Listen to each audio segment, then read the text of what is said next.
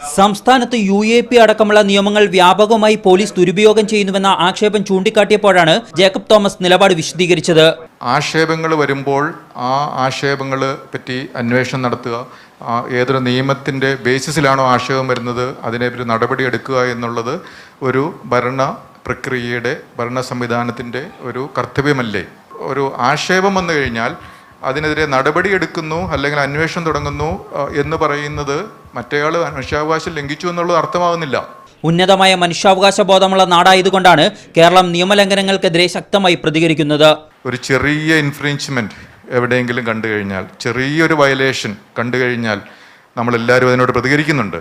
അതിൻ്റെ അർത്ഥം നമ്മൾ മനുഷ്യാവകാശങ്ങളെ വാല്യൂ ചെയ്യുന്നു. താൻ പോലീസ് മേധാവിയാകാൻ പോകുന്നുവെന്ന അഭ്യൂഹത്തിന് ജേക്കബ് തോമസിന്റെ മറുപടി ഇങ്ങനെ: ആ സീറോ ടോളറൻസ് ടു കറപ്ഷൻ എന്നുള്ള ആ ഒരു നയം നടപ്പാക്കി തുടങ്ങി. അതുകൊണ്ട് എൻ്റെ മനസ്സിൽ വേറെ ഒന്നുമില്ല. ബാക്കി കാര്യങ്ങളൊക്കെ ഞാൻ ശ്രദ്ധിക്കേണ്ട കാര്യമില്ല. മാധ്യമപ്രവർത്തകനായ ജിബിന്റെ 1ാം ചരമവാർഷിക ചടങ്ങിൽ വായന, എഴുത്ത്, സമൂഹം എന്ന വിഷയത്തിൽ ജേക്കബ് തോമസ് പ്രഭാഷണവും നടത്തി. മീഡിയ 1 കോഴിക്കോട്.